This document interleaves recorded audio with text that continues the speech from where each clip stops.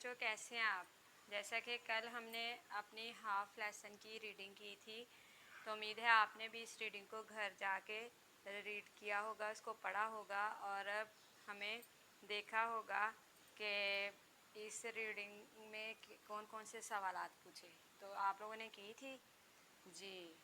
तो कौन बताएगा कि बच्चे किस इमारत की जो है सैर करने गए थे। जी बिल्कुल सही, कायद-ए-आज़म म्यूज़ियम हाउस। इसका रकबा कितना था? 10 गज 214 10,214 गज पर मुहित था। बिल्कुल सही। और ये इमारत कब बनी? 1865 में। बहुत अच्छी बात बेटा। आज हम अपना नेक्स्ट रीडिंग स्टार्ट करेंगे जहाँ से कल हमने छोड़ी थी। सादिक जो बेचैन था और इसके जहन में यकीनन कुछ ज़रूर था, फ़ौरन बोला, ये बताइए कि ये इमारत बानिए पाकिस्तान के पास कब आई? निगरान, मुझे आप बहुत ज़हीन लगती हैं। जो फ़ौरन ये सवाल कर बैठे कि जिसके नाम पर यह इमारत है इसके पास कैसे आई? निगरान के तारीफ़ी कलमात सुनकर सादिक मुस्कुराया। 1943 में बानिए पाकिस्तान ने जब ये दीदा ज़ेब इमारत देखी तो वो बहुत मुतासर हुए और उन्होंने ये इमारत ख़रीद ली।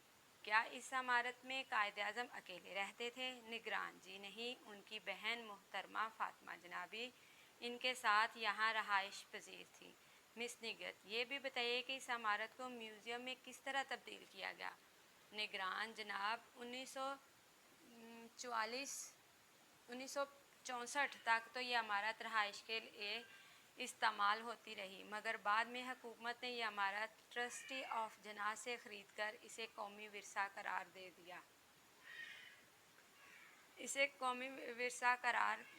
दिया। और इसे कायद-ए-आज़म म्यूज़ियम हाउस का नाम देकर 1993 में आवाम के लिए खोल दिया। यह इमारत यकीनन किसी न किसी ख़ास महकमा के ज़ेरे निगरानी होगी। निगरान, जी हाँ, यह इमारत महकमा सकाफ़त, सियाहत व नवादरात के ज़ेरे निगरानी है। मिस निगत, क्या आप बच्चों को बताएंगे कि इस म्यूज़ियम में जो सामान रखा गया है इसका ताल्लुक़ किन मकामात से है? निगरान, जी ज़रूर, इस म्यूज़ियम में औरंगज़ेब रोड नई दिल्ली वाली रहाइशगाह से लाया गया सामान मौजूद है, जिसमें कश्मीरी फ़न से मुज़य्यन हाथी दांत के से बने टेबल लैंप और इंग्लिस्तान की नफीस क्रॉकरी शामिल है। रहीला, मगर हमने तो म्यूज़ियम में और भी बहुत कुछ देखा है, ज़रा इन सब की तफसीलात भी बताएं। निगरान, जी बेटा, इस म्यूज़ियम में बानिए पाकिस्तान कायद-ए-आज़म के तारफ़ी कार्ड, काफूर की लकड़ी के बॉक्स, सोफ़े, कुर्सियाँ, टेलीफोन, कुरान करीम के नुस्खे, डाइनिंग टेबल और संदल की लकड़ी के सिगार के बॉक्स शामिल हैं। सैफ, ये तो बताइए कि इमारत में कमरों के अलावा और क्या क्या है? निचली और ऊपरी मंजिल पर 12 कमरे, किचन और बालकनी समेत 8 सर्वेंट क्वार्टर्स यानी मुलाजमीन के लिए रहायशी यूनिट्स हैं।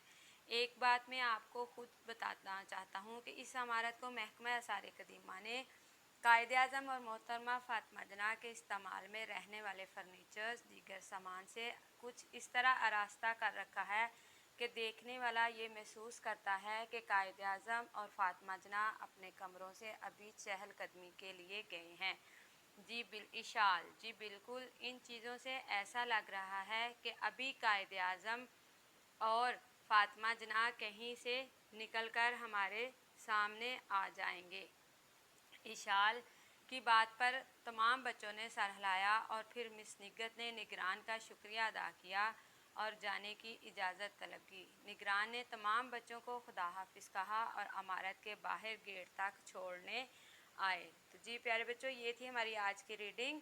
आपने इस पूरी रीडिंग को याद करना है और इसके इमला लिखनी है। मुश्किल अल्फाज, जो लफ्ज़ आपको मुश्किल लगे उसको अंडरलाइन करके उसको लिखने की प्रैक्टिस करनी है और वही आपने होमवर्क में करके लेके आनी है।